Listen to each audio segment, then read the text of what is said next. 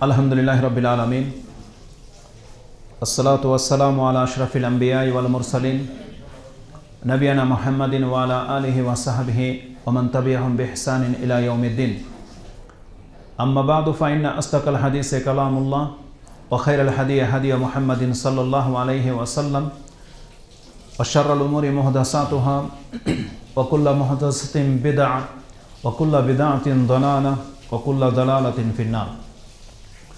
قال الله تعالى عز وجل بعد أعوذ بالله من الشيطان الرجيم كل نفس ذائقة الموت ثم إلينا ترجعون. وعن أبي هريرة رضي الله تعالى عنه قال قال رسول الله صلى الله عليه وسلم زوروا القبور فإنها تذكركم الآخرة. رواه النسائي وابن ماجه وقال هذا حديث حسن صحيح. সমস্ত প্রশংসা আল্লাহ সুবহানাহু ওয়া তাআলার, যিনি বিশ্বজগতের একমাত্র মালিক। যে আল্লাহ সুবহানাহু ওয়া তাআলা তিনি তার বান্দাকে অনেক বেশি ভালোবাসেন। যে আল্লাহ সুবহানাহু ওয়া তাআলা তার বান্দাদেরকে ক্ষমা করার জন্যে এমন বহু সাবাব বা পয়েন্ট সৃষ্টি করে রেখেছেন, তার কোনো একটি যদি কেউ আল্লাহ সুবহানাহু ওয়া তাআলার কাছে পেশ করতে পারে, তার বিনিময়ে আল্লাহ তাকে ক্ষমা করে দেবে। আমরা বলি আলহামদুলিল্লাহ। দরুদ ও সালাম বর্ষিত হোক প্রিয় নবী মুহাম্মদ রাসূলুল্লাহ সাল্লাল্লাহু আলাইহি ওয়াসাল্লামের প্রতি, যার মাধ্যমে আমরা এই কল্যাণকর দিন পেয়েছি এবং যার উম্মত করে সৃষ্টির পেছনে আমাদের উপরে বড় এহসান করা হয়েছে। আমরা বলি আল্লাহুম্মা সাল্লি আলাইহি আল্লাহুম্মা বারিক আলাইহি। আজকে এমন একটি বিষয় আমি আপনাদের কাছে পেশ করব, তা হলো আমরা প্রত্যেকে হচ্ছি মৃত, মুর্দা। কারণ এই মেসেজটি যেহেতু আমাদের কাছে চলে এসেছে যে আমরা প্রত্যেকে মরব, সেই ভিত্তিতে আমরা প্রত্যেকে হচ্ছি মৃত। এই মৃত ব্যক্তিগুলো যখন আমাদের আত্মাটা যখন বেরিয়ে যাবে, তখন আমাদের দেহ নিয়ে কিছু কার্যকলাপ করা হয়, কিছু আচরণ করা হয়, এটা প্রত্যেকের সাথেই হবে। তো ওই মৃত ব্যক্তি যে মরে গেল, এই মৃত্যুর পূর্বে তার কিছু করণীয় ছিল, ইম্পর্টেন্ট কিছু কাজ করণীয় ছিল। তার মধ্য থেকে কিছু গুরুত্বপূর্ণ কথা পেশ করব, যেগুলো যাতে করে আমরা সবসময় আমাদের পকেটে নিয়ে ঘুরতে পারি। কারণ মৃত্যু তো যখন তখন আসবে, এটা আমরা প্রত্যেকেই জানি। তো ওই অবস্থাতে আপনার পকেটে কিছু থাকতে হবে। পকেট বলতে এখানে আপনার অন্তরকে আমি বোঝাতে চাচ্ছি। আপনার পকেট বলেন আর আপনার অন্তর বলেন, ওই অবস্থায় আপনার কাছে কিছু পুঁজি থাকতে হবে। ওই পুঁজিগুলো যদি আপনার থাকে, তাহলে এর রেজাল্টটা কত চমৎকার হতে পারে সেটা আপনি ইঙ্গিতে বুঝতে পারবেন। কারণ আজকে ডিটেলস আমি আলোচনা করব না, মূলত এই কথাগুলো আমি এই জন্য বলবো, কালকে প্রোগ্রামের ভিত্তিতে কিছু কথা আমি খুব দ্রুত নোট করে এনেছি, যার কারণে আমার হাতে এটা নোটটা রয়েছে। আর বিস্তারিত ইনশাল্লাহ আপনাদের কাছে পরে সেটা ব্যক্ত করা হবে। তো ওই পুঁজিগুলো আমাদের দরকার, এবং আমরা যখন ওই পুঁজিগুলো নিয়ে মরে যাব, যারা বেঁচে থাকবো, আমরা যারা বেঁচে আছি, ওই মুর্দা সম্পর্কে আমাদের কিছু করণীয় রয়েছে, এর কিছু হক আছে। আমরা কিছু জানি, যেমন দাফন কাফন করতে হয়, জানাজা পড়তে হয়, তারপরে কবরে নিয়ে রাখতে হয়, এগুলো আমরা জানি, এগুলো করে থাকি। কিন্তু ওটাও কতটা সুন্নত সম্মত আমরা করি, ওটা ইনশাল্লাহ বর্ণনাতে উল্লেখ করা হবে। আর এছাড়াও কিছু কাজ আছে যেগুলো অতি গুরুত্বপূর্ণ, কিন্তু আমরা ওগুলো কোনো দিন চর্চাও করি না, আর ওগুলো নিয়ে কখনো ভাবি না যে এই কাজগুলো তার জন্য করা উচিত ছিল। তো ওখান থেকে সময় সাপেক্ষে যতটা সাধ্যে আমরা ব্যক্ত করবেন ইনশাআল্লাহ আজিজ। প্রথমত আল্লাহ সুবহানাহু ওয়া তাআলা আমাদেরকে সংবাদ জানিয়েছেন যে আমরা প্রত্যেকে মরে যাব। তো এখন যদি প্রশ্ন করি, এই সম্পর্কে কার কি প্রস্তুতি রয়েছে, কি অ্যান্সার আসবে কার পক্ষ থেকে? দেখেন, আজকে সকাল হয়েছে, ফজর পড়েছেন, এখানে আসবেন, যতটা সময় অর্ধেক বেলা পার হয়ে চলে গেছে। দেখেন, এই কথাটা কেউ আজকে ভাবেননি যে আপনি যে মরে যাবেন, তো এর জন্য কি প্রস্তুতি নিয়ে এসেছেন। একটা লোকে ভাবিনি আমরা, এটা কেউ ভাবি না। এইভাবে আমাদের কিন্তু অনেক বছর চলে গেছে, 40 বছর, কারো 50, কারো 60 পৌঁছে গেছি, কিন্তু আপনি কোনোদিন ভাবেননি যে আমি মরে যাবো। এটা তো ফাইনাল, এটা সত্য কথা বা চূড়ান্ত সত্য, আজ পর্যন্ত কেউ বাকি থাকেনি। তাহলে আপনার প্রস্তুতিটা কি? মরে যাব এটা অত বড় বিষয় না, যত বড় ব্যাপার হচ্ছে এরপরে আমাদেরকে উঠানো হবে। এটা হচ্ছে অনেক বড় একটা ব্যাপার। কারণ এটা তো আমরা প্রত্যেকে বিশ্বাস করি, এটা তো আমরা প্রত্যেকে ঈমান রাখি, এটা মুসলিমের ঈমান যে মরার পরেই আমাদের একটা জীবন শুরু হয়ে যাবে। ওটা হচ্ছে পরকাল। আর সেখানে মাত্র দুইটা জায়গা, হয় শান্তি না হয় শাস্তি, দুইটা জায়গা, বিকল্প কোনো অপশন নাই। তাহলে এই মৃত্যুটাই একটা দেয়াল, হয় আমাকে শাস্তি থেকে বাঁচিয়ে রেখেছে অথবা আমার শান্তির পথ থেকে আড়াল করে রেখেছে। ওই মৃত্যুটাই মাত্র একটা পর্দা, ওটা যখন উঠে যাবে দুইটার যে কোনো একটা চালু হয়ে যাবে, এটা কবর থেকেই চালু হয়ে যাবে, এর বর্ণনা রয়েছে। যেমন আল্লাহ সুবহানাহু ওয়া তাআলা কোরআনে একাধিক জায়গায় বলেছে কুল্লু নাফসিন যায়িকাতুল মউত, প্রত্যেকটা নফস মরবে। মৃত্যু সম্পর্কে আমার একটা আলোচনা হয়েছে, আপনাদের মসজিদে হয়েছে কিনা জানি না, তো একটা রেকর্ডিংয়ে পাবেন। প্রত্যেক মানুষ মরবে। এরপর আল্লাহ কি বলছেন, সুম্মা ইলাইনা তুরজাউন, তারপরে তোমাদেরকে আমার কাছে ফিরিয়ে নিয়ে আসা হবে। তাহলে এই যে ফিরিয়ে নিয়ে আসা হবে এই কথাটা আল্লাহ আমাদেরকে জানিয়েছে, যেটা অমুসলিম বা অবিশ্বাসীরা মানে না, কিন্তু আমরা তো মানি যে আমাদের পরেই আমাদেরকে উঠানো হবে। কেন? এটা আল্লাহ আমাদেরকে জানিয়েছে যে তোমাদেরকে উঠানো হবে কেন, এই কথাটা আল্লাহ সুবহানাহু ওয়া তাআলা, এই আয়াতটি আপনি পাবেন সূরা আনকাবুত 29 নম্বর সূরার 17 নম্বর আয়াতে। এমনই একটি সেম আয়াত রয়েছে আম্বিয়াতে 21 নম্বর সূরার 34 এবং 35-এ। আর কেন উঠানো হবে, আল্লাহর কাছে দাঁড় করানো কেন হবে, এই কথাটা আল্লাহ সুবহানাহু ওয়া তাআলা আরেকটি আয়াতে বলেছে, যেটা আপনি পাবেন সূরা আনআম এবং কোরআনের বেশ কিছু জায়গায় পাবেন। সূরা আলী ইমরানের একটা আয়াত আপনি কোট করেন, 3 নম্বর সূরা আলী ইমরান তার 185 নম্বর আয়াতটি, সেখানে আল্লাহ সুবহানাহু ওয়া তাআলা বলছেন কুল্লু নাফসিন যায়িকাতুল মউত, প্রত্যেকটা নফস মরবে। মৃত্যুর যে স্বাদ আছে বলছে এটা প্রত্যেককে চেখে দেখতে হবে। তার মানে এই স্বাদ ছাড়া, উপভোগ ছাড়া আল্লাহ কাউকে পৃথিবী থেকে উঠিয়ে নেবে না, এটা প্রত্যেকের আসবে। তার মানে প্রত্যেকের এই মৃত্যু বরণ করতে হবে। তারপর আল্লাহ বলছেন ওয়াইন্নামা তুওয়াফাউনা উজুরাকুম ইয়াউমাল কিয়ামাহ। এই পয়েন্টটা হচ্ছে খুব জটিল একটা কথা।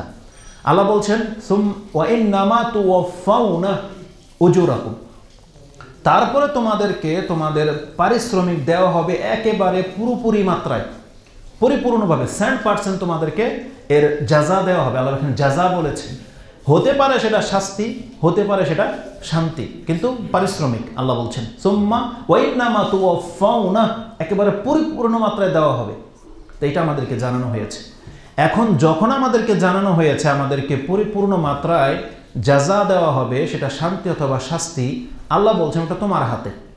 এখন তুমি শাস্তি চাও না শান্তি চাও, এটা আমি তোমাকে ছেড়ে দিলাম। কারণ যেই মুহূর্তে আমার ফেরেশতারা তোমার আত্মাটাকে ছিনিয়ে নেবে, আমি সেটাকে কাউন্ট করব, ওইটাই হবে তোমার পরিচয়। এখন ওটা যদি ভালো অবস্থায় হয় তুমি শান্তি পাইবা, ওটা যদি খারাপ অবস্থায় হয় তুমি শাস্তি পাবা, এটা আমাদেরকে জানিয়ে দেওয়া হয়েছে। তাহলে কে সেই ব্যক্তি, যেই ব্যক্তি নিজের প্রস্তুতি নিতে পারবে? তাহলে কি করণীয়?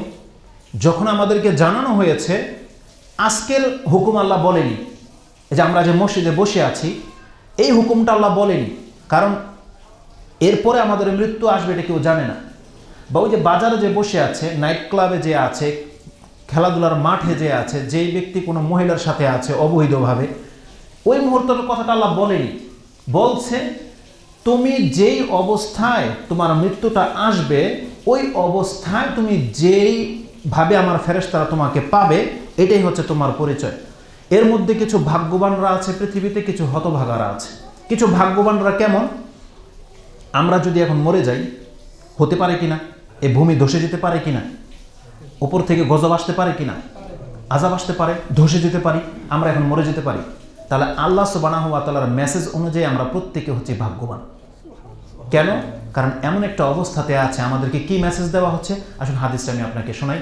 জাবের রাদিয়াল্লাহু তাআলা তিনি বর্ণনা করছেন রাসূলুল্লাহ সাল্লাল্লাহু আলাইহি ওয়াসাল্লাম থেকে, সামিআতু রাসূল সাল্লাল্লাহু আলাইহি ওয়াসাল্লাম ইয়াকুল ইউবআসু কুল্লু আবদিন আলা মা মাতা আলাই, একজন বান্দাকে ওই অবস্থায় উঠানো হবে যেই অবস্থায় এই জমিন থেকে তার রূহটাকে কবজ করা হয়েছে। তার মানে আমরা প্রত্যেক আল্লাহর বান্দা, আমরা প্রত্যেকে কি মুত্তাকি এবং আল্লাহর বান্দা। আল্লাহর বন্দিগির সাক্ষ্য দেওয়ার জন্য আমরা এখন মসজিদে এসেছি।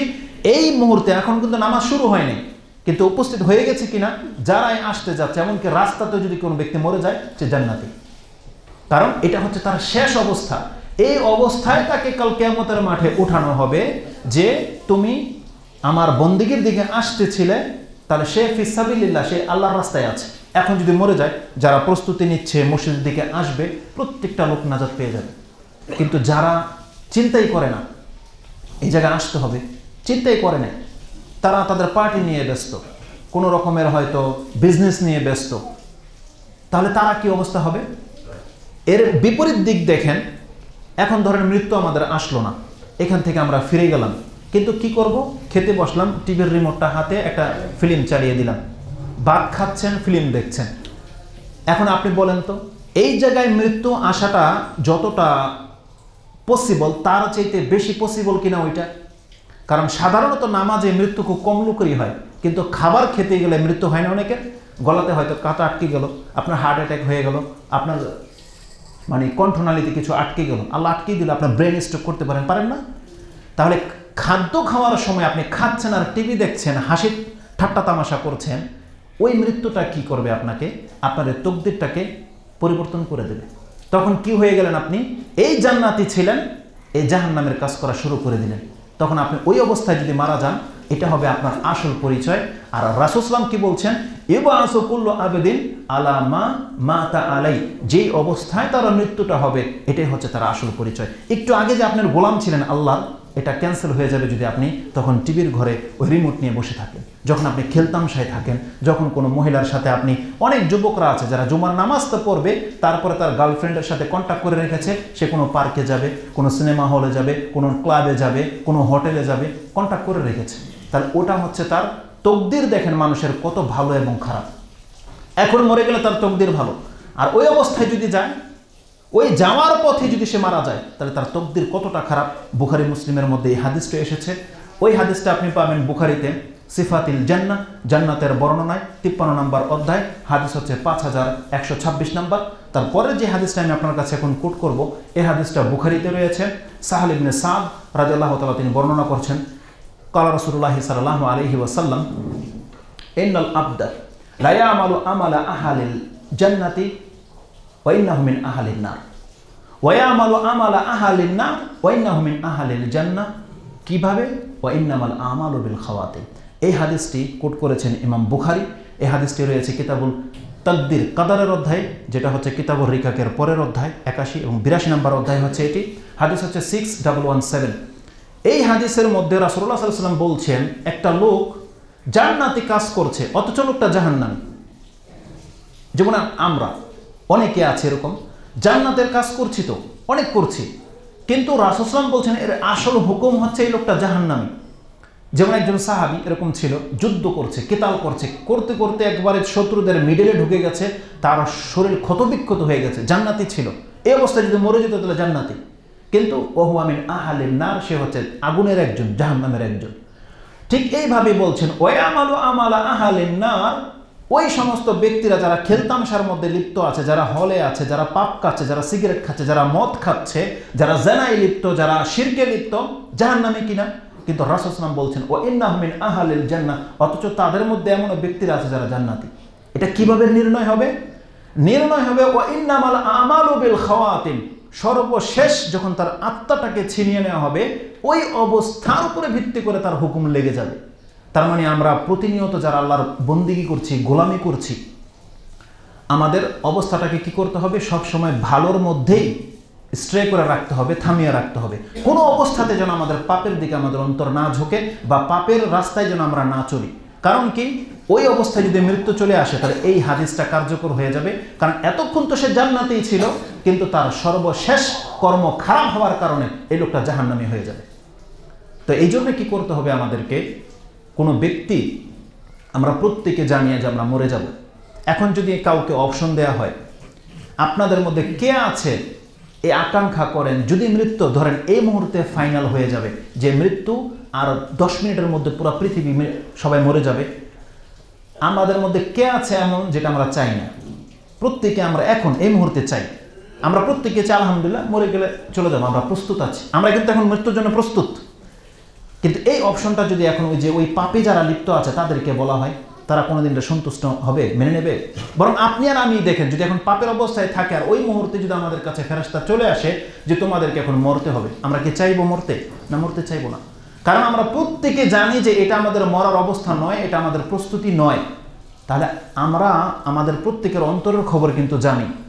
আমরা জানি যে কোন সময় আমার কাছে একটা গেস্ট আসলে আমি সন্তুষ্ট হই। একটা এক্সাম্পল দিই, দেখেন, আপনি যখন ঘরে টিভি দেখেন, আমি হই বা আমার চেয়ে বেটার কেউ হোক, আপনার বন্ধু হোক, সৎ লোক, আপনার শ্বশুর বাড়ির লোক হোক বা কেউ হোক যে সৎ, আপনাকে খুব ভালো জানে, আপনি একটা ফিল্ম দেখতেছেন, ওই মুহূর্তে চট করে আপনার ঘরের দরজাকে নক করা হয়েছে, খোলো, সে আসছে। এখন আপনি কি করবেন বলেন তো দেখি? আপনি কি পছন্দ করেন যে এই লোকটা এই অবস্থায় আমাকে এসে দেখুক? আপনি পছন্দ করেন না। কেউ পছন্দ করি না আমরা এটা। কেউ পছন্দ করি? কেউ পছন্দ করে না আপনার ঘরে ঢুকে আপনার স্ত্রী বা মেয়ে বা মা বোনদের সাথে এমন কিছু দৃশ্য দেখতে, এটা কেউ পছন্দ করি? কেউ পছন্দ করি না। যে খারাপ কিছু হচ্ছে, কেউ পছন্দ করি না। এর বিপরীত দিকটা আপনি লক্ষ্য করেন, আপনি সালাত পড়তেছেন, অনেক সময় আমাদের সাথে এরকম হয়, ধরেন হয়তো 8টা-9টা বাজে, ইশরাক বা চাশতের সালাতে, দোহার সালাত দাঁড়িয়ে আছি, রিং আসছে, মোবাইলে রিং বাজছে, আমি কিন্তু শুনতে পাচ্ছি কিন্তু আমি ধরতে পাচ্ছি না। যখন আমার মেয়েটা বা বাচ্চা বা আপনার মেয়ে বাচ্চা বা কেউ ছেলে উঠায় জিজ্ঞেস করতেছে তোমার বাবা কোথায়, তখন এ বলতেছে যে আমার বাবা সালাতে আছে। এটা আপনার জন্য কতটা সন্তুষ্টির কারণ আপনি বলেন তো দেখি? আপনি চাননি যেটা কাউকে জানাবেন, কিন্তু পছন্দ করেন কিনা? এই লোকটা জানলো যে লোকটা সালাতে আছে, তার মানে ভালো অবস্থাগুলো আমরা সবাই পছন্দ করি। তাহলে এটা মৃত্যুর জন্য আপনি কেন ভাবেন না? মৃত্যুটা ঠিক তাই। আপনার মৃত্যুটা ওই অবস্থায় আসলে আপনার চেহারা হাসি উজ্জ্বল হয়ে যাবে যে অবস্থায় আপনি ভালো কাজ করেন। কারণ ভালো কাজের অবস্থায় মৃত্যুর মালাকুল মউতের চেহারাটা ওই খারাপ কাজের অবস্থায় দুই চেহারা একরকম হবে না। কারণ রাসূলুল্লাহ সাল্লাল্লাহু আলাইহি ওয়াসাল্লাম কোরআনে এর স্পষ্ট বর্ণনা রয়েছে, ভালো কাজ যারা করে মুমিনের কাছের যে ফেরেশতা আসে মালাকুল মউত, তার রূপ আর পাপীর কাছে যখন কোনো ফেরেশতা আসে তার রূপ এক নয়। রাসূলুল্লাহ সাল্লাল্লাহু আল্লাহ কোরআনের আয়াত ইন্ডিকেট করে বলেছে, আমি সেই আয়াতগুলো আপনাকে সৎ লোক এবং অসৎ লোকের জীবনী যখন আলোচনা করব তখন পেশ করব। বলছেন, হে নবী, আপনি যদি দেখতেন একটা পাপীর, একটা কাফেরের লাশটার অবস্থা, যে কিভাবে তার আত্মাটাকে ছিনিয়ে নেওয়া হয়, তার চেহারাতে আর তার ঘাড়ের মধ্যে যখন ফেরেশতা পিটাতে থাকে এবং টেনে হেঁচড়ে যখন তার আত্মাটাকে বের করা হয়, তখন যদি আপনি দেখতেন সেই দৃশ্য। এটা বলা হয়েছে কোরআনে। আল্লাহ সুবহানাহু ওয়া তাআলা বলেছেন, আফানাজআলুল মুসলিমিনা কাল মুজরিমিন, তোমরা কি ভেবেছো আমি পাপীর জীবন আর ওই সৎ লোকের জীবন কি একরকম? তাদের মাহিয়াহুম ও মামাতুহুম, তাদের জীবনটা আর মৃত্যুটাকে সমান হবে? এই আয়াতগুলো কোরআনে আছে, ইনশাআল্লাহ আমরা সেটা আলোচনা করব। তো আমাদেরকে এটা জানানো হচ্ছে, একজন ব্যক্তির আত্মাটা যেই অবস্থায় নেওয়া হবে এটাই হলো তার পরিচয়। এখন আপনি নিজের নামটা জান্নাতি না জাহান্নামী লিখে নিতে পারেন। যখন আপনি ভালো কাজ করবেন, জেনে নেন এই ভালো কাজ আপনাকে জান্নাতের সুসংবাদ দিচ্ছে, আর যারা খারাপ কাজে লিপ্ত আছেন তারা জেনে নেন এই সুসংবাদ, এটা দুঃসংবাদ আপনার জন্য, যেটা আপনাকে জাহান্নামের দিকে নিয়ে যাবে। তো এই জন্যে আমাদেরকে মৃত্যুর জন্য প্রস্তুতি হতে হবে। এই মৃত্যুর জন্য কারা প্রস্তুত থাকে অলওয়েজ? কে বলতে পারবে যে আমি মৃত্যুর জন্য প্রস্তুত? কারণ ওই ব্যক্তি, যেই ব্যক্তি মৃত্যুর জন্য প্রস্তুতি নিতে চায়, দেখেন কার জন্য এটা সহজ। আমাদের জানা আছে এই ইলেকট্রিসিটি যখন তখন চলে যায়, যায় না? আপনাদের ঘরে যায় না এরকম? যারা হয়তো ল্যাপটপে বা ইলেকট্রিকের মধ্যে কোনো কাজ করতেছেন, আপনি জানেন এই মুহূর্তে যদি বিদ্যুৎটা চলে যায় আপনার এই পুরো ফাইলটা মিসিং হয়ে যাবে, গায়েব হয়ে যাবে। তখন সে কি করে? তারা জানা যখন আছে যে বিদ্যুৎ চলে যায়, তো সে অটো সেভ দিয়ে রেখেছে, 2 মিনিট পর পর যা সে লিখেছে অটোমেটিকলি সেভ হয়ে চলে যাবে, সেভ। এখন কারেন্ট চলে গেলে কোনো তার ক্ষতি হবে না, যতক্ষণ পর পর এটা সেভ করেই যাচ্ছে। যারা টেইলারি কাজ করে বা যারা ইলেকট্রিক ব্যবহার করে, যারা পানির পাম্প বা বিভিন্ন কাজ করে থাকে, তারা দেখেন এরকমই সিস্টেমটা করে থাকে। মানুষ পুরোপুরি প্রস্তুতি নিয়ে সে দোকানে আসে, আর যদি জানিয়ে দেওয়া হয় আগামীকাল 8টা থেকে বিকাল 4টা পর্যন্ত কারেন্ট থাকবে না, দেখেন তার প্রস্তুতিটা কেমন হয়। ওই 8টার আগে তার এই কাজগুলো সারতে হবে, যেটা তার ইম্পর্টেন্ট কাজ। আমাদেরকে তো এই কথাটাই বলে দেওয়া হয়েছে যে মৃত্যু তোমার কাছে যখন তখন আসতে পারে, কিন্তু এই কথাটার ভিত্তিতে আমাদেরকে বলে দেওয়া হয়নি যে সেটা সকাল 8টা না বিকাল 5টা, এটা শুধু বলে দেওয়া হয়নি। আর বলে দেওয়া হয়েছে মৃত্যু কিন্তু তোমার দরজায় নক করবে, এটা বলে দেওয়া হয়েছে। কিন্তু কখন, এটা না বলে দেওয়ার কারণে আমরা ভুলে গেছি যে মৃত্যু একদিন আসবে, আমরা ভুলে গেছি যে কালকে কারেন্ট চলে যাবে, শুধু খালি সময়টা না জানানোর কারণে। আর যখন এটা চলে যাবে, আমার আত্মাটা বেরিয়ে যাবে, আপনি কি ভেবেছেন তখন কিছু করার থাকবে? কিছু করার থাকবে না। তো এই জন্য এই মৃত্যুটাকে কারা প্রস্তুতি নিতে পারে? যাদের স্মরণে রয়েছে যে আমরা মরে যাব। কিন্তু দেখেন এটা আমাদের কেন স্মরণে আসে না মৃত্যুর কথা? কেন আপনি পছন্দ করেন আমি মৃত্যু নিয়ে কথা বলি? কারণ আমরা আমাদের পরিবেশটাকে, আমরা আমাদের ঘরকে, আমরা আমাদের আত্মীয় স্বজনগুলোকে এমন বেছে নিয়েছি যাদের মাঝে আছে শুধু হাসি, ঠাট্টা তামাশা, রং ঢং, অনুষ্ঠান, আচার আখলা, এগুলো আছে আমাদের ঘরে। আমাদের ঘরে অভাব নেই, আমাদের ঘরে টিভি আছে, আমাদের ঘরে শান্তিতে বসবাস করার মতন এসি লাগানো আছে, ফ্যান আছে, ইলেকট্রিসিটি আছে। আর এমনও কিছু জায়গায় এখন, এটা হচ্ছে 2019 সাল, ডিজিটাল যুগ হয়েছে আরও 19 বছর আগে, এখন পর্যন্ত বাংলার জমিনে এমন ঘর আছে যে ঘরে এখন পর্যন্ত কারেন্ট পৌঁছায়নি। ওইসব এলাকায় কী অবস্থায় আছে আপনি জানেন? আপনি ঘর থেকে বেরোলে পাকা রাস্তা পাচ্ছেন, এমনও বাংলার জমিনে এখনও এমন জায়গা আছে যেখানে কোনো রাস্তা পৌঁছেনি। তাদের জীবনযাত্রার মানটা যদি আপনি দেখতেন। কিন্তু মানুষ কত হতভাগা, এমনও ঘর আমি দেখেছি ইলেকট্রিসিটির খাম্বা দাঁড় করিয়েছে, এখনো কানেক্টেড হয় নাই, তার নাই, কিন্তু তার ঘরে ডিশের কেবল অলরেডি মজুদ রয়েছে। জিজ্ঞেস করলাম এটা কেন? তা বলতেছে যেহেতু সে জানে যে কিছুদিন পরে কারেন্ট চলে আসবে, এই জন্য সে ওয়ারিং করে ইন্টারনেটের লাইন, ডিশের লাইন সব প্রস্তুত করে রেখেছে, শুধু কারেন্টটা আসা বাকি। কিন্তু সে জানে না তার আগে তার কারেন্টটা চলে যেতে পারে, তার প্রাণটা চলে যেতে পারে, সে জানে না। দেখেন, সে টিভি না দেখেও পাপী, সে অশ্লীলতার সাথে না জড়িয়েও পাপী। কারণ একটা স্পষ্ট হাদিস রয়েছে, কোনো অভাবী যদি কোনো পয়সাওয়ালার পাপ দেখে যদি এটা সে ফিল করে যে আল্লাহ আমাকে টাকা দিলে আমি এমনটাই করতাম, রাসূল সাল্লাল্লাহু আলাইহি ওয়াসাল্লাম বলছেন এ পাপ না করেও পাপী। ওই হাদিসগুলো আমরা উল্লেখ করব। কত বড় কথা দেখেন, এটা মদ খায়, মদ খেয়ে সে পাপী, আর আপনি আকাঙ্ক্ষা করে পাপী। চিন্তা করতে পারেন কত সেন্সিটিভ বিষয়টা। তাহলে এই লোকগুলো, তো যেটা বলতে চাচ্ছি, আমাদের সমাজের অবস্থা হয়ে গেছে কি, আমাদেরকে আল্লাহ এতটা দিয়েছে যে যার কারণে এগুলো ছেড়ে যেতে আমাদের এখন অনেক কষ্ট হচ্ছে। এগুলো যে আমরা হারাবো, এগুলো যে আমাদের কাছ থেকে চলে যাবে, আমরা যে মরে যাব, এই কথাগুলো আমরা সব ভুলে গেছি শুধুমাত্র আমাদের অভাবমুক্ত হয়ে যাওয়ার কারণে। এই রংঢং যত বেশি অনুষ্ঠান, এমন এমন ব্যক্তিদের সাথে আপনি আত্মীয়তা করেছেন, দেখেন তার আত্মীয়তা রক্ষা করার কারণে বা তার আত্মীয়তা রক্ষা করার স্বার্থে আপনি আপনার ইমান ইসলামকে বিক্রি করে দিচ্ছেন। আপনি নামাজি লোক, কিন্তু আত্মীয়তার কারণে ওই দিন আপনাকে পার্টিতে যেতে হবে। আর এমনভাবে আপনি যাচ্ছেন আপনার ওয়াইফকে নিয়ে, সে পর্দা করে কিন্তু ওখানে পর্দা চলে না, মানুষ কি বলবে, শাড়ি পরিয়ে নিয়ে গেলে হয় কি হয় না এরকম। তাহলে আমরা ভুলে গেছি এইসব। কোন ব্যক্তি এটা স্মরণ রাখতে পারবে? রাসূলুল্লাহ সাল্লাল্লাহু আলাইহি ওয়াসাল্লাম বলেছেন, যেই ব্যক্তি চায় যে তার মৃত্যু হবে, এটা স্মরণে থাকবে, আর মৃত্যুর জন্য সে প্রস্তুতি নিতে চায়, তাহলে তার জন্য একটা করণীয় রয়েছে। আবু হুরায়রা রাদিয়াল্লাহু তাআলা তিনি বলছেন যে ক্বালা রাসূলুল্লাহ সাল্লাল্লাহু আলাইহি ওয়াসাল্লাম যুরুল কুবুর ফাইন্নাহা তুযাক্কিরুকুমুল আখিরা। তোমরা বেশি বেশি কবর জিয়ারত করো।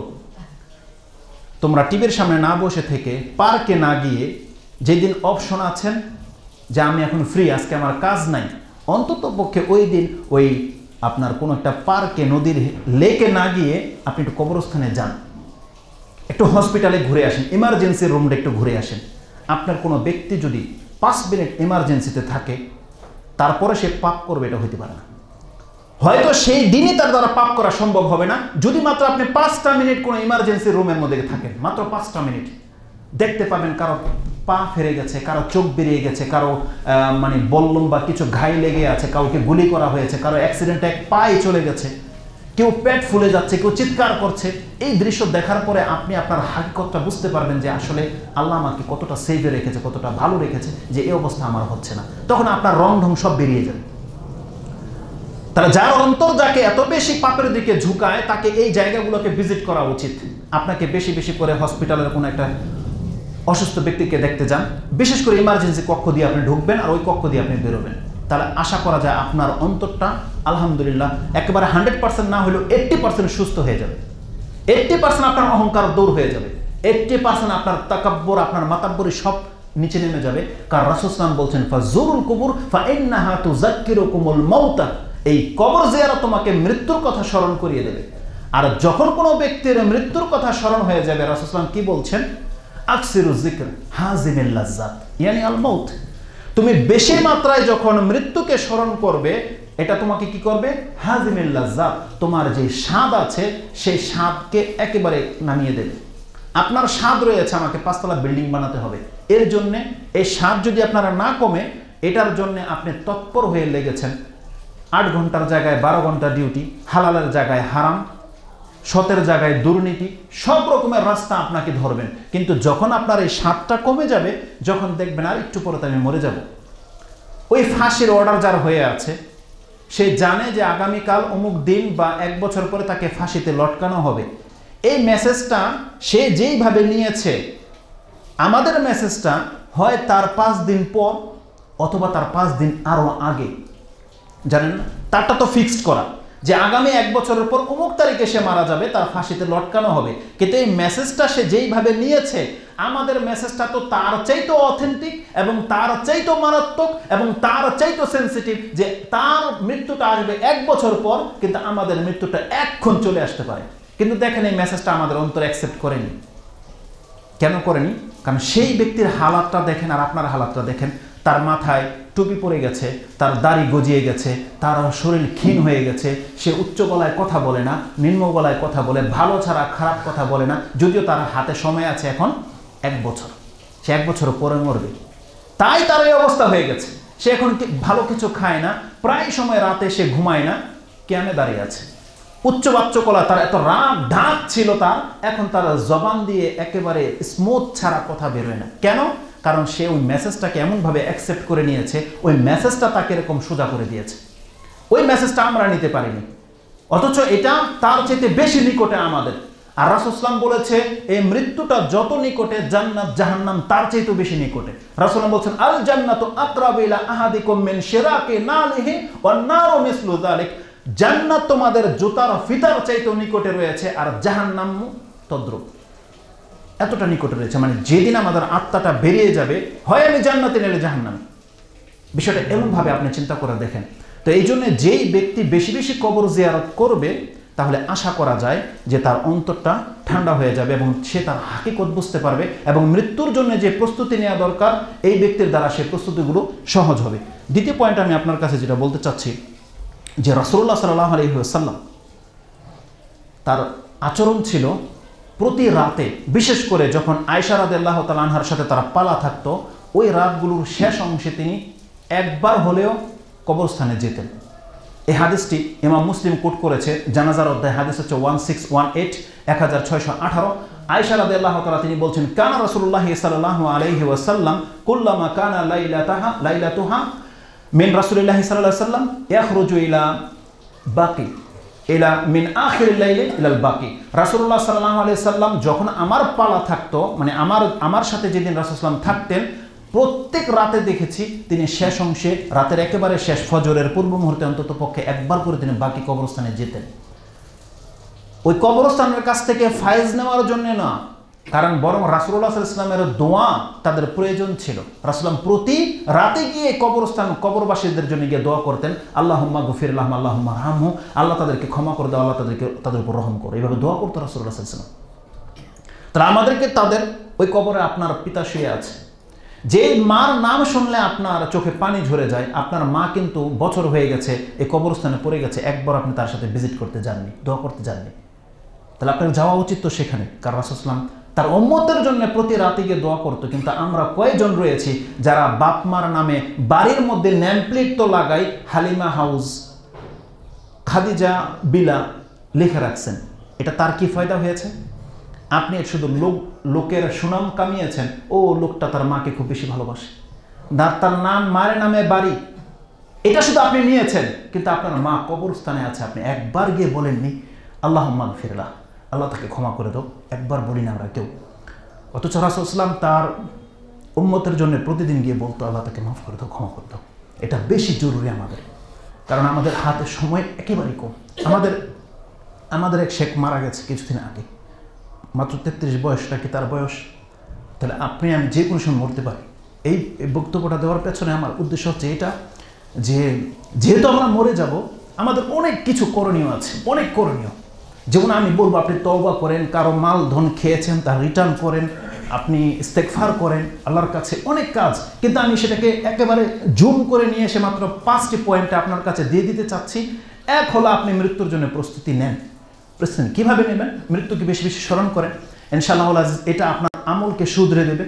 এবং রাসূলুল্লাহ সাল্লাল্লাহু আলাইহি ওয়াসাল্লাম বলছেন যে মৃত্যুকে বেশি স্মরণ করলে কি হবে, ওই যে আপনার চাহিদা যেগুলো এগুলো কমে যাবে। আপনার সাথে কেউ বেয়াদবি করেছে, আপনি তাকে মাফ করে দিতে আপনার জন্য সহজ হবে। কেন?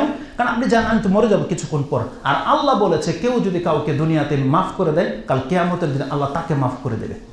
এরকমের বহু কিছু রয়েছে কোরআন হাদিসে। তো আল্লাহ সুবহানাহু ওয়া তাআলা যে দিকগুলো আমি দেখাতে চাচ্ছি, আমাদেরকে অতি মাত্রায় মৃত্যুকে স্মরণ করতে হবে। এই কথাটার মেসেজের সাথে এটাও বলে দিই মৃত্যু কামনা করা আর মৃত্যুকে স্মরণ করা এক জিনিস নয়। আমাদেরকে মৃত্যুকে স্মরণ করতে বলা হয়েছে, মৃত্যুকে কামনা করতে বলা হয়নি। বরং মৃত্যু কামনা করা হারাম।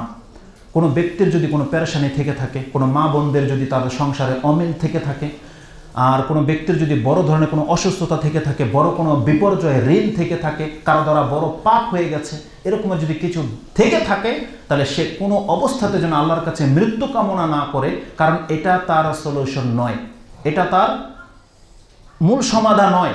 বরং সে কি করবে? ধৈর্য ধারণ করবে। আর আল্লাহ সুবহানাহু ওয়া তাআলা তার রহমত এত ব্যাপক, আপনার জীবনের কত বড় বিপর্যয় চলে এসেছে, একটা মানুষের মৃত্যুটা হচ্ছে সবচেয়ে বড় বিপর্যয়, আর ওটা আপনি চেয়ে নিচ্ছেন আল্লাহর কাছে। যেই বিপর্যয়টা আপনার এসেছে, আপনাকে কেউ রেপ করেছে, আপনার দ্বারা কোনো একটা পাপ কাজ হয়ে গেছে, আপনার ব্যবসা, এই যে আপনার কোথায় এটা যেন আগুন লাগলো কিছুদিন আগে চকবাজারে, আপনার কোটি কোটি টাকার ব্যবসা নষ্ট হয়ে গেছে, এইটার এই যে বিপর্যয়টা আপনি ভাবছেন যে আমি ধৈর্য ধারণ করতে পারছি না, আপনার এই বিপর্যয়ের চাইতেও মারাত্মক বিপর্যয় হচ্ছে আপনার মৃত্যু। আপনি আল্লাহর কাছে সেটা কি করে তলব করতে পারেন বলেন?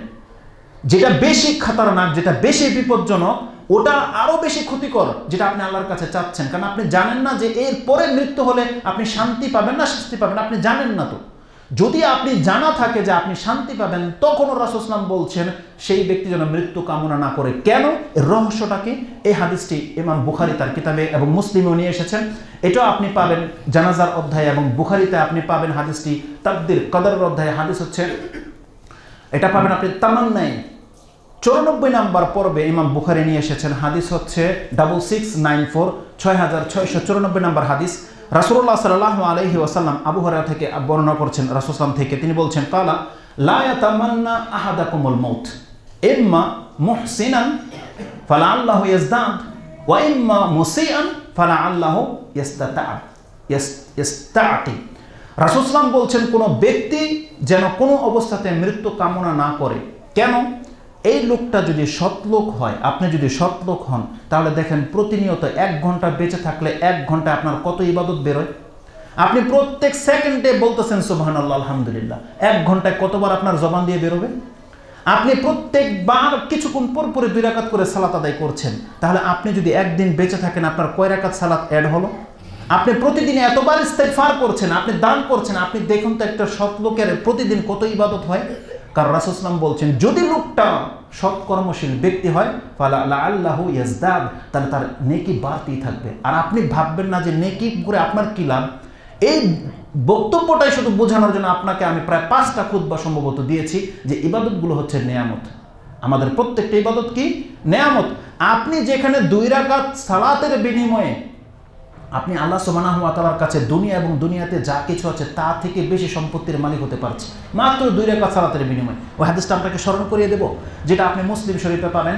আয়েশা রাদিয়াল্লাহু তাআলা তিনি বলছেন, কালা রাসূল সাল্লাল্লাহু আলাইহি সাল্লাম, রাকাতাল ফজরি খায়রুম মিনাদ দুনিয়া ওয়া মা ফিহা। ফজরের 2 রাকাত সুন্নত নামাজ, ফরজ নয়, 2 রাকাত সুন্নত নামাজ দুনিয়া এবং দুনিয়াতে যা কিছু আছে তা থেকে শ্রেষ্ঠ। তার মানে ওই 2 রাকাত নামাজ দিয়ে আপনি দুনিয়া খরিদ করতে পারবেন, তার চেয়ে বেটার কিছু পাচ্ছেন আপনি। তাহলে একটা লোক যদি বেঁচে থাকে তার কত ফায়দা। ওয়াইম্মা মুসিআন, আর লোকটা যদি খারাপ হয়, পাপী হয়, তাহলে আল্লাহ সুবহানাহু ওয়া তাআলা তো মানুষকে এমনভাবে সৃষ্টি করেছে যখন তখন তার অন্তর পরিবর্তন হয়। কলবকে কলব এই জন্য বলে, মানে এটা মুভ হয়, এই জন্য এটাকে কলব বলা হয়েছে। যেই কোনো সময় আপনার কলব পরিবর্তন হতে পারে। আর আপনি তো প্রতিবার আল্লাহর কাছে বলবেন, ইয়া মুকাল্লিবাল কুলুব ইয়া মুসাররিফাল কুলুব সাররিফ কলবি আলা তাআতি। আল্লাহ, তোমার আনুগত্যের দিকে আমার অন্তরটাকে তুমি পরিবর্তন করিয়ে দাও। যেমনি আপনি বলবেন, আল্লাহ আপনার অন্তরটাকে যদি ভালোর দিকে ঘুরিয়ে দেয়, আপনার মুখ থেকে যদি মরার আগে একবার বেরিয়ে যায়, আল্লাহুম্মা গফিরলি, আল্লাহ বলছেন তাকে ক্ষমা করে দেব। তাহলে এই জন্য রাসূল সাল্লাল্লাহু আলাইহি ওয়াসাল্লাম বলছেন, হতে পারে সেই ব্যক্তি তওবা করবে। এই জন্য ওই তওবার রাস্তাটাকে আপনি বন্ধ করে দিয়েন না, কখনো নিজের আত্মহত্যার চেষ্টা করবেন না। কোনো মুসলমানদের জন্য তো এটা আদৌ জায়েজ নাই যে সে আত্মহত্যার পথকে বেছে নেবে। বরং তার পাপ তো মাফ হবে না, বরং সে জান্নাতে যাওয়ার গ্যারান্টিটা পর্যন্ত কেটে দিচ্ছে। এই জন্য একটা মানুষের যত বড় বিপর্যয় হয়ে যাক না কেন, আপনার আত্মাটা যতক্ষণ পর্যন্ত আপনার দেহের সাথে লেগে আছে, আপনার বডি হয়তো অচল কিন্তু লেগে আছে, ততদিন পর্যন্ত আপনি আল্লাহর রহমত থেকে কখনোই নিরাশ হবেন না। এটা হচ্ছে প্রথম মেসেজ, যে আপনি এখন আপনার বডির সাথে কি রাখবেন আপনার পকেটে, তার একটা হলো কখনোই আল্লাহ সুবহানাহু ওয়া তাআলার কাছ থেকে কেউ যেন নিরাশ না হয়। সব সময় যেন আল্লাহ সুবহানাহু ওয়া তাআলার প্রতি আস্থা যেন আপনার থাকে, এটা হচ্ছে আপনার প্রথম মেসেজ। দ্বিতীয় যে মেসেজটা আমি আপনাকে দিতে চাচ্ছি সেটা হচ্ছে, যখন আপনি জানলেন যে যেই অবস্থায় আপনার মৃত্যুটা হবে ওটাই হলো আপনার পরিচয়, তাহলে আমাদের কি করণীয়? সব সময় ভালো কাজের পরে আরেকটা কোনো ভালো কাজের সাথে অ্যাড হয়ে যাওয়া। খারাপ সঙ্গীদেরকে অ্যাভয়েড করেন, খারাপ কোনো বন্ধু বান্ধবী রাখবেন না, কেউ না, মহিলাদেরকেও বলছি, আপনাদেরকেও বলছি। খারাপ বন্ধু বান্ধবদেরকে, আত্মীয় স্বজনকে বয়কট করেন, তাদের কাছ থেকে সম্পর্ক ছেদ করেন, যার সাথে যেমনটা দরকার। কেন? তাহলে এতে কি হবে? আপনি যদি ভালো বন্ধুদের সাথে মিশেন, তাহলে এই নামাজের পরে আপনার একটা মেসেজ আসবে, অমুক জায়গায় ওয়াজ হবে, ওখানে যাই, আপনি ওখানে যাবেন। অথবা আপনাকে একটা কোরআনের আয়াত বা একটা বক্তব্য সেন্ড করবে, অথবা আপনার বাসায় আসলে দিনই কথাবার্তাই হবে। আমার বাসায় যখন আমার ফ্রেন্ডরা আসে শুধু দিনই কথাবার্তাই হয়, সেখানে আর ক্রিকেটের টুর্নামেন্ট নিয়ে কোনো কথা হয় না। এটা ভালো পরিবেশ কিনা? যে কোনো জায়গায় আল্লাহর আলোচনা হয়, তারা রাসূল সাল্লাল্লাহু আলাইহি ওয়াসাল্লাম বলছেন ওই জায়গাটাকে ফেরেশতা ঘিরে নেয়, এবং ওই বৈঠকে যদি তারা বলে আল্লাহর কাছে, আল্লাহ আমাকে মাফ করে দাও, আমাকে জান্নাত দান করো, ওই জিকিরের যে লম্বা হাদিস আছে সেখানে এই কথাটা বলা হয়েছে। আল্লাহ বলছেন ওয়া আতাইতুহু মা সাআলু, আমি তাদেরকে তা দিয়ে দেব যা তারা আমার কাছে চায়। এই জন্য বৈঠক বানা নিজের ঘরে। লোকমান আলাইহিস সালাম, বারবার এই কথাটা আমি আপনাকে স্মরণ করাই। লোকমান আলাইহিস সালাম তিনি তার ছেলেকে ওয়াজ করেছে। আমরা তো ওয়াজ ফিল্ডে করি, আপনাদের কাছে করছি। লোকমান আলাইহিস সালাম শুধু তার ছেলের কাছে ওয়াজ নসিহত করার কারণে আল্লাহ তার নামে কোরআনে সূরা নাজিল করে দিয়েছে।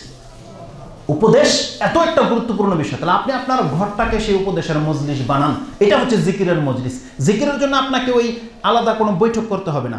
আপনি, আপনার ফ্যামিলি, আপনার সন্তান, আপনার বাপ মা, আপনার অধীনস্থ, আপনার চাকর নাকর, এদের কাছে আল্লাহর কথা বলাটাই হচ্ছে আল্লাহর জিকির। ওটাও হচ্ছে জিকিরের একটা মজলিস। এটা আপনার বড় ফায়দা এনে দিতে পারে। তো যেই ব্যক্তি ভালো কাজ করতে থাকবে তার জন্য সবচেয়ে সহজ একটা ভালো কাজ আমি আপনাকে জানাতে পারি, সেটা হচ্ছে আল্লাহ সুবহানাহু ওয়া তাআলার জিকির। এটা এমন একটা কাজ, যারা সবসময় জিকির করেন, দেখেন আপনার দ্বারা অনেক সময় পসিবল না যে আমি এখন ওযু করে 2 রাকাত সালাত পড়ি, অনেক সময় কষ্টকর হয়ে যায়। অনেক সময় কষ্টকর হয়ে যায় যে আজকে আমি সিয়াম রাখি, কিন্তু জিকির এমন একটা ইবাদত, আপনি চাইলে যখন তখন জিকির করতে পারেন, যখন তখন। এটা তো সহজ ইবাদত। একজন সাহাবী বলছেন, আব্দুল্লাহ ইবনে বুসর, তিনি বলছেন যা রাজুলুন ফাকালা ইয়া রাসূলুল্লাহ ইন্না শারাইআল ইসলাম কাদ কাসুরাত আলাই। এই যে শরীয়তের যে বিধানগুলো আছে আমার কাছে অনেক বেশি মনে হয়, এগুলো তো আমি করি কিন্তু এগুলো আমার কাছে বেশি মনে হয়, কিন্তু আমার তৃপ্তি হয় না বা আমার ঘাটতি পুরো হচ্ছে মনে হচ্ছে না।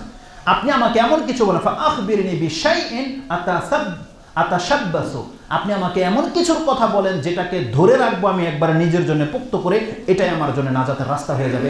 রাসূল সাল্লাল্লাহু আলাইহি ওয়াসাল্লাম বলছেন লা ইয়াজালু লিসানুকা রাতবাম মিন যিকরিল্লাহ, তাহলে তুমি একটা কাজ করো, তোমার জবান যেন কখনো শুকিয়ে না যায় আল্লাহর জিকির থেকে।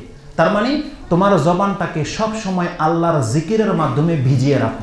দেখেন আমি কথা বলছি, আমার অনেক ভিতরে লালা জমছে না? তাহলে এটা ভিজে আছে কিনা? তাহলে এই কাজটা আপনি অধিক মাত্রায় যখন সুবহানাল্লাহ সুবহানাল্লাহ আলহামদুলিল্লাহ আল্লাহু আকবার লা ইলাহা ইল্লাল্লাহ বলতে থাকবেন, দেখবেন আপনার মুখ ভিজে যাবে। এটা রাসূল সাল্লাল্লাহু আলাইহি ওয়াসাল্লাম বলছেন লা ইয়াজালু লিসানুকা রাতবাম মিন যিকরিল্লাহ, তাহলে আল্লাহর জিকির থেকে যেন তোমার জবান কখনো খালি না হয়, সব সময় তুমি এই জিকির করে করে তোমার এই জিহ্বাটাকে ভিজিয়ে রাখো। এটা রাসূল সাল্লাল্লাহু আলাইহি ওয়াসাল্লাম বলছেন। এটা আমি এই জন্য আপনাকে বলছি, একটা কথা মনে পড়ে গেছে, তো সেটা আমি আপনাকে বলি কেন আপনি এটা করবেন। এর মধ্যে সবচেয়ে ইম্পর্টেন্ট যে জিকিরটা আপনি নিজের পুঁজি করে নেন সেটা হচ্ছে লা ইলাহা ইল্লাল্লাহ। এটা আপনি মুখস্থ করে নেন, এটা আপনার পুঁজি করে নেন। এটার রেজাল্ট কি? কারণ রাসূল সাল্লাল্লাহু আলাইহি ওয়াসাল্লাম বলেছেন মান কানা আখিরু কালামিহি লা ইলাহা ইল্লাল্লাহ দাখালাল জান্নাহ। এটা শুধু কাফের মুশরিকদের জন্য নয়, এটা আমাদের জন্য প্রযোজ্য। আমি যখন এর ব্যাখ্যা পড়লাম, মিশকাতে যে কথাটা লেখা আছে, এটার মর্যাদাটা এমন, আপনি আপনার মাথাটাকে পাপের দিকে নিয়েন না। কোনো পাপের এত বড় ক্ষমতা নাই যে লা ইলাহা ইল্লাল্লাহর বাটকারাটাকে নিচে নামাতে পারে।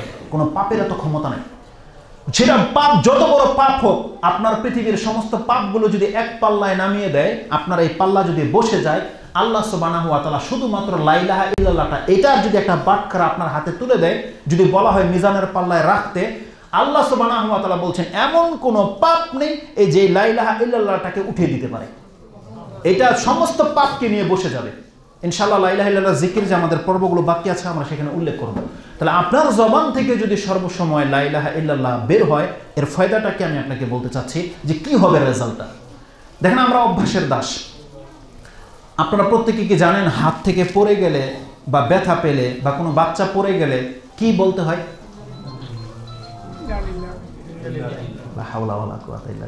দেখেন সিম্পল একটা বিষয়, আমি ভাবছি এটা আপনারা হয়তো জানেন। হাত থেকে পড়ে গেলে, আপনি পড়ে গেলেন, ব্যথা পেলেন, কি বলতে হবে? বিসমিল্লাহ। অথচ এটা আমরা জানি না, এটা আমি বলছিও একবার, আপনারা হয়তো ভুলে গেছেন। এই বিসমিল্লাহ বলার কারণে একটা মা এবং তার 3টা সন্তানকে আগুনের গরম উত্তপ্ত তেলের মধ্যে পুড়িয়ে মারা হয়েছে। ইতিহাস জানেন? এটাও জানেন না। ফেরাউনের যুগে ফেরাউন যে ধরা পড়েছিল তার খাদেম, তার মেয়েদের খাদেম, এই শুধু বিসমিল্লাহ বলার কারণে ধরা পড়েছিল। সে মুসা আলাইহিস সালামের প্রতি ঈমান নিয়ে এসেছিল, হাদিস বুখারী মুসলিমে রয়েছে। আপনি কি ভেবেছেন? শুধুমাত্র সে তার মেয়েদের মাথা চিরুনি করতেছিল, হাতে থেকে চিরুনিটা পড়ে গিয়েছিল, এই মহিলাটা বলেছিল বিসমিল্লাহ। এইটা বলার কারণে তারা জেনে গেছে যে এ তো কার নাম নিল, এ তো আমার বাবার নাম নেয়নি। মেয়েগুলো বলে দিয়েছে ফেরাউনের কাছে। ফেরাউন তার সামনে উত্তপ্ত তেলের গরম করতে বলে এই মহিলাটাকে বলেছে, তুমি কার নাম নিয়েছো? তুমি আমার প্রতি ঈমান রাখো না? বলছে না, আমি তোমার রবের নাম নিয়েছি বিসমিল্লাহ বলে। তখন তার ছেলেগুলোকে এক এক করে তার চোখের সামনে উত্তপ্ত তেলের মধ্যে ছেড়ে দেওয়া হয়েছে। হাড় হাড্ডিগুলো যখন ভেসে গেছে, মহিলাকে বলছে এখনো সময় আছে, তুমি তোমার ঈমানকে পরিবর্তন করো। সে বলছে না, আমি পরিবর্তন করবো না। যখন নিজের কোলের বাচ্চাটাকে যখন ছিনিয়ে নিয়ে ফেলে দেবে, তখন এই মহিলাটার অন্তরটা একটু নরম হয়ে গিয়েছিল। হইতে পারে সে মানে আপাতত স্বীকার করবে, তবে আল্লাহ সুবহানাহু ওয়া তাআলা বাচ্চার মুখের জবানকে খুলে দিয়েছিল এবং এই কোলের বাচ্চা বলেছিল, মা তুমি হকের উপরে আছো, তুমি ঈমানের উপরেই থাকো, এই বিসমিল্লাহ বলার কারণে। তো দেখেন, এই যে বিসমিল্লাহ আপনার মুখ দিয়ে বেরোয় না, কেন বেরোয় না? উ, আহ, ইস বা মা, এই শব্দগুলো আপনার মুখ দিয়ে উচ্চারণ হয় কেন? কারণ এটা হচ্ছে আপনার অভ্যাস। যদি আপনি বিসমিল্লাহ বলার অভ্যাস করতেন, তাহলে দেখতেন ব্যথা লাগলে আপনার মুখ দিয়ে বিসমিল্লাহ বেরিয়ে যেত, হতো না? তা আপনি যদি আপনার জবানটাকে লা ইলাহা ইল্লাল্লাহ বলে বলে এভাবে যদি প্রস্তুত করে নিতে পারেন, রেজাল্ট কি? আমি একটা ঘটনা শুনলাম কিছুদিন আগে। কারি শোয়েব আহমেদ, পাকিস্তানের একজন ভালো কারি এবং আলেম আছেন, তিনি তার লেকচারে বলছেন একটা ঘটনা। তিনি সৌদি আরবে থাকেন। ট্যাক্সিতে ল্যামোজিনে যখন তিনি চেপেছেন, ট্যাক্সি ড্রাইভার বারবার বলছে আল্লাহুম্মা সাল্লি আলা মুহাম্মদ, আল্লাহুম্মা সাল্লি আলা মুহাম্মদ। কারণ এক এক দেশের ব্যক্তিদের এক এক রকমের ধ্যান ধারণা থাকে। পাকিস্তানের মধ্যে ওই দুরুদের অনেক বেশি প্রচলন আছে। কিছু বললেই বলবে সাল্লি আলা মুহাম্মদ, বলবে ওরা, এরকম বলে। তো সে জিজ্ঞেস করছে, সে জানে এটা ভালো কাজ, তারপরেও কৌতূহলে জিজ্ঞেস করছে ড্রাইভারকে, তুমি কেন এটা বলো বারবার, কেন এত মাত্রায় বলতেছো? তখন একটা ঘটনা বলছে যে আমার এক ভাই ট্রান্সপোর্ট কোম্পানিতে কাজ করতো, লোডিং আনলোডিং এর কাজ। তো বারবারই বলতো এক করে, দো করে, তিন, এভাবে সে কার্টুন উঠাইতো আর গণতো, এক করে, দো করে, এগুলো বলতো। যখন হঠাৎ করে অ্যাক্সিডেন্টলি আরেকটা টেইলার যখন এটাকে চাপা দিয়েছে, তখন তার মুখ থেকে শুধু এই কথাগুলোই বেরোচ্ছিল। আমি তখন তার সামনে বলছে এক করে, দো করে, এক করে, দো করে, তার মুখ থেকে এটা বেরোচ্ছিল। তখন এটা দেখার পরে আমার একিন হয়ে গেছে, মানুষ প্রতিদিন যা বলে এটাই তার মৃত্যুর সর্বশেষ মুহূর্তে তার মুখ থেকে বেরোবে। ওই দিন থেকে আমি আমার নিজের জন্য কাল রাসূলের উপরে দুরূদটাকে নিয়ে নিয়েছি, যে আমি আশা করি যে মৃত্যুর সময় আমারও কোনোদিন অ্যাক্সিডেন্টে মৃত্যু চলে আসতে পারে, আর তখন আমি আমার মুখ থেকে হয়তো এই কথাটাই বেরোবে, আল্লাহুম্মা সাল্লি আলা মুহাম্মদ। তো তিনি এই কথাটা ব্যক্ত করছেন। এই জন্য আমাদেরকে বেশি মাত্রায় লা ইলাহা ইল্লাল্লাহ বলতে হবে। তাহলে কি হবে? যে কোনো সময় আপনার অ্যাক্সিডেন্ট চলে আসতে পারে, ভূমিকম্প আসুক, আপনার ভয় আছে, ঝড় তুফান আসুক, সবাইকে উড়িয়ে নিয়ে যাক, আপনার ভয় আছে। কারণ আপনি তখন সবচেয়ে শ্রেষ্ঠ পুঁজি নিয়ে বসে আছেন, আপনার জবান দিয়ে তখন বেরিয়ে যাবে লা ইলাহা ইল্লাল্লাহ। আর রাসূল সাল্লাল্লাহু আলাইহি ওয়াসাল্লাম বলছেন, মান কানা আখিরু কালামিহি লা ইলাহা ইল্লাল্লাহ দাখালাল জান্নাহ। আর যার সর্বশেষ মুখ থেকে কথা এটা বেরিয়ে যাবে, আত্মাটা বের হওয়ার আগে, রাসূল বলছে দাখালাল জান্নাহ, আল্লাহ তাকে জান্নাত দিয়ে দেবে। আল্লাহ সুবহানাহু ওয়া তাআলা যেন আমাদেরকে বোঝার এবং সে অনুযায়ী আমল করার তৌফিক দান করে। এটা মাত্র 2টা পয়েন্ট বলেছি। তৃতীয় পয়েন্ট যেটা আমি আপনাকে বলতে চাচ্ছি, আপনি সব সময় আল্লাহ সুবহানাহু ওয়া তাআলা সম্পর্কে ভালো ধারণা রাখবেন। কোনো মুসলমান যেন আল্লাহ সুবহানাহু ওয়া তাআলা সম্পর্কে কোনো খারাপ ধারণা পোষণ না করে। কোনো ব্যক্তি যদি আল্লাহ সুবহানাহু ওয়া তাআলা সম্পর্কে ভালো ধারণা রাখে, তাহলে তার রেজাল্ট কি? বরং রাসূলুল্লাহ সাল্লাল্লাহু আলাইহি ওয়াসাল্লাম, বুখারী এবং মুসলিমে একটি হাদিস এসেছে, জানাজার অধ্যায়ে আপনি পাবেন। সাহাবী বলছে, আমি রাসূল সাল্লাল্লাহু আলাইহি ওয়াসাল্লামকে ইন্তেকাল করার 3 দিন আগে এই কথা বলতে শুনেছি যে লা ইয়ামুতু আহাদাকুম ইল্লা ওয়া হুয়া হুসনি জান্নি বিল্লাহ, বা অন্য একটা লফজে রয়েছে রাসূল সাল্লাল্লাহু আলাইহি ওয়াসাল্লাম বলছেন, কোনো ব্যক্তির জন্য আল্লাহ সুবহানাহু ওয়া তাআলা সম্পর্কে ভালো ধারণা ছাড়া যেন মৃত্যু না হয়। তার মানে আপনার মৃত্যুটা যেন এমন অবস্থায় আসে যখন আপনি আল্লাহ সুবহানাহু ওয়া তাআলার উপরে ভালো ধারণা রাখেন, আপনি আল্লাহ সুবহানাহু ওয়া তাআলা সম্পর্কে অনেক উচ্চমানের আকাঙ্ক্ষা রাখবেন, যেহেতু আপনি তার প্রতি ঈমান নিয়ে এসেছেন। এটার রেজাল্ট কি হবে? বুখারী মুসলিমের আরেকটি হাদিসে রয়েছে, রাসূল সাল্লাল্লাহু আলাইহি ওয়াসাল্লাম বলছেন, ইন্নাল্লাহা ইয়াকুল, আল্লাহ সুবহানাহু ওয়া তাআলা বলছেন, আনা ইনদা জান্নি আবদি বি, আমি আমার বান্দার ধারণাতে তার সাথে হয়ে যাই। তার মানে আমার বান্দা আমার সম্পর্কে যেমন ধারণা করে, আল্লাহ বলছেন আমি তার কাছে ওই রূপ নিয়ে উপস্থিত হই, ওইভাবে সে আমাকে পাবে। তার মানে আপনি যদি সারাক্ষণ এটা ভাবেন যে আমার ত্রুটিগুলো আল্লাহ মাফ করে দেবে, ইনশাআল্লাহ আল্লাহ আমাকে রহম করবে, আল্লাহ আমাকে জান্নাত দেবে, আর আপনি যখন ভয় করে চলছেন, আল্লাহ কি বলছেন, আনা ইনদা জান্নি আবদি বি, আমি আমার বান্দার ধারণাতে তার সাথে রয়েছি, ওয়ানা মাহু ইজা দাআনি, আর যখন সে আমাকে ডাকে তখনই আমি তার সাথে হয়ে যাই। তাহলে যখন তখন আপনি যখন আল্লাহকে ডাকবেন, আল্লাহ যদি আপনার সাথে থাকে, তখন শয়তান আপনার কি ক্ষতি করতে পারবে? কিছুই ক্ষতি করতে পারবে না। কিন্তু আপনি জানেন মৃত্যুর সময় দুইটা জিনিস আসে, এক আল্লাহর রহমত আসে এবং এই শয়তানও আসে। আল্লাহর ফেরেশতারাও আসে, শয়তানও আসে। কারণ শয়তান আল্লাহ সুবহানাহু ওয়া তাআলার কাছ থেকে অঙ্গীকার করেছে, লা আবরাহু লা উগিয়া বানি আদম মা দামাতা আরওয়াহু ফিহি। রাসূল সাল্লাল্লাহু আলাইহি ওয়াসাল্লাম বলছেন যে ইবলিস আল্লাহর কাছে বলছে, আল্লাহ আমি তোমার ইজ্জতের কসম করে বলছি, আমি কোনো আদম সন্তানকে ক্ষান্ত হব না, তাকে আমি গোমরাহ করবই যতক্ষণ পর্যন্ত ওর দেহের মধ্যে প্রাণ আছে। শয়তান এই অঙ্গীকার করে রেখেছে। তার মানে এই শয়তান আপনার মৃত্যুর পূর্ব মুহূর্ত পর্যন্ত আপনার সাথে থাকে। আর ওই সময় যদি আপনি আল্লাহকে সাথে নিয়ে আসতে পারেন, আপনি বলেন শয়তান আপনাকে কি ক্ষতি করতে পারবে? কারণ আল্লাহ সুবহানাহু ওয়া তাআলা বলে দিয়েছে, ইন্না ইবাদি লাইসা লাকা আলাইহিম সুলতান, কারণ আমার বান্দা যারা হবে তার উপরে তোমার কোনো ক্ষমতা চলবে না শয়তান। তাহলে মৃত্যু মুহূর্তে আপনার কোনো ক্ষতি করতে পারবে না এই শয়তান। কারণ আল্লাহ বলছেন, ওয়ানা মাআহু ইজা দাআনি, যখন সে আমাকে ডাকবে আমি তার সাথে হয়ে যাই। আর আল্লাহ সুবহানাহু ওয়া তাআলা আসতে হবে না, আল্লাহর শুধু একটা কুন এনাফ। যদি বলা হয় আমার এই বান্দা ইমানের উপরে অটুট, অটুট হয়ে যাবে, আপনার ইমানকে কেউ ছিনিয়ে নিতে পারবে না। এটা হচ্ছে আল্লাহ সুবহানাহু ওয়া তাআলাকে সাথে রাখা। কারণ রাসূল সাল্লাল্লাহু আলাইহি ওয়াসাল্লাম কি বলেছেন, ইউবাসু কুল্লু আবদিন আলা মা মাতা আলাই, একজন বান্দাকে ওই অবস্থায় আল্লাহর কাছে উঠানো হবে যে অবস্থায় তাকে মৃত্যু করা হবে। আর মৃত্যুর সময় যদি আপনি আল্লাহ সম্পর্কে ভালো ধারণা রাখেন, তার মানে আপনি যখন আল্লাহর জমিনে উঠে দাঁড়াবেন হাসরের মাঠে, আর আল্লাহ আপনার অন্তরের খবর জানে যে কি অবস্থায় আপনি আল্লাহর কাছে এসেছেন। ভালো ধারণাটা এত চমৎকার। আরেকটা লম্বা হাদিস রয়েছে যেটা একজন বনী ইসরাইল, শর্টলি আপনি শেষ অংশটুকু বলে দিই। বনী ইসরায়েলের এক ব্যক্তিকে আল্লাহ অনেক ধন সম্পত্তি এবং সন্তান সন্ততি দিয়েছিল। ফাআসরাফা আলা নাফসি, সেই ব্যক্তি নিজের নাফসের উপর অনেক বেশি অত্যাচার করেছিল। জানেন শেষ পর্যন্ত কি করেছে? সে তার সন্তানদেরকে বলেছে, আমি যখন মরে যাব আমাকে জ্বালিয়ে দিও, হাড় হাড্ডিকে পিষে দিও, পাউডারগুলোকে উড়িয়ে দিও, যাতে করে আল্লাহ আমাকে হাসরের মাঠে না উঠায়। কারণ যদি আল্লাহ আমাকে ধরে নেয়, ইন কাদারা আলাইয়া রাব্বি, যদি আমার রব আমাকে উঠিয়ে নেয়, তাহলে আমাকে এত শাস্তি দেবে আর কাউকে শাস্তি দেবে না। এই ব্যক্তি যখন এটা করেছে, সন্তানরা তাই করেছে। আল্লাহ কি করেছে? জমিনকে বলছেন, ফাকালা লাহা লিল আরদি আদ্দি মা আখাস্তি, তুমি পুরা করে দাও যা তোমার পেটে আছে। ওই জাররা যখন এসে এসে একজন ব্যক্তিতে পরিণত হয়ে গেল বা কিয়ামতের মাঠে হবে, আল্লাহ বলবেন, লিমা সানাতা মা ফাআলতা আলা যালিক, তোমাকে কে বলেছিল এরকম করতে? তখন ওই ব্যক্তির জবান থেকে যে কথাটা বেরিয়েছিল, সে বলেছিল, মাখাফাতুকা ইয়া রাব্বি ওয়া খাশিয়াতুকা ইয়া রাব্বি ওয়ান্তা আলাম, আল্লাহ এটা আমি তোমার ভয়ে করেছি, তোমার থেকে বাঁচার জন্য করেছি, আর আল্লাহ তুমি এটা জানো আমার অন্তরের অবস্থাটা। রাসূল সাল্লাল্লাহু বলছেন, ফাগাফারা আলা যালিক, এই কারণে তাকে ক্ষমা করে দেওয়া হয়েছে। এত বড় পাপীকে ক্ষমা করে দেওয়া হয়েছে শুধুমাত্র আল্লাহকে এই শেষ মুহূর্তে ভয় করার কারণে। আরেকজন ব্যক্তির ঘটনা দিয়ে আমি আমার এই টপিকসটাকে শেষ করে দিতে চাচ্ছি। আনাস রাদিয়াল্লাহু তাআলা তিনি বলছেন, দাখালা রাসূল সাল্লাল্লাহু আলাইহি ওয়াসাল্লাম আলা শাববিন হুয়া ফিল মাউত, একজন যুবকের কাছে গেছেন, সে মৃত্যু অবস্থায় ছিল। রাসূল সাল্লাল্লাহু তাকে বললেন, কাইফা তাজিদুক, তুমি এখন নিজেকে কি অবস্থায় পাচ্ছ? সে বলছে, ওয়াল্লাহি ইয়া রাসূলুল্লাহ ইন্নী আরজুল্লাহ ওয়া ইন্নী আখাফু যুনুবি, হে আল্লাহর রাসূল, আমি আল্লাহর কসম করে বলছি, আমি আল্লাহর কাছে অনেক বেশি আশা করি এবং আমি অনেক বেশি ভয় পাচ্ছি। আমি তো অনেক পাপ করেছি, পাপের কি হবে? রাসূলুল্লাহ সাল্লাল্লাহু আলাইহি ওয়াসাল্লাম বলছেন, লাইন জাতামা ফি কলবি আবদিন ফি মিসলি হাযাল মাউতিন, যে কোনো বান্দার অন্তরে যদি এই দুইটা জিনিস এক সময় জমা হয়ে যায়, যে সে আল্লাহর প্রতি অনেক বেশি আকাঙ্ক্ষিত, সে আল্লাহকে অনেক বেশি চায় এবং আল্লাহকে ভয় করে, রাসূল সাল্লাল্লাহু বলছেন, ইল্লা আতাহুল্লাহু ইয়াহু ওয়া আমানাহু মিম্মা ইয়াখাফু, হাদিসটি ইমাম তিরমিজি কোট করেছেন। রাসূল সাল্লাল্লাহু বলছেন, সেই ব্যক্তি আল্লাহর কাছে যা চাচ্ছিল আল্লাহ তৎক্ষণাৎ তাকে তা দিয়ে দেবে, এবং যেই জিনিস থেকে সে ভয় পাচ্ছে আল্লাহ তাকে সেই ভয় থেকে মুক্ত করে দেবে। তাহলে আমাদের প্রত্যেকের মৃত্যুর সময় যেন আল্লাহ সুবহানাহু ওয়া তাআলা সেই অবস্থাটা তৈরি করে দেয়। আমরা আল্লাহর কাছে চাচ্ছি, আল্লাহুম্মা ইন্না নাসআলুকাল জান্নাহ ওয়া মা কাররাবা ইলাইহা মিন কাওলানা ওয়া আমাল। অনেকগুলো কথা বাকি থেকে গেছে, যেহেতু সময় চলে যাওয়ার কারণে আজকে খুতবা আমি এখান থেকে সমাপ্ত করে দিচ্ছি।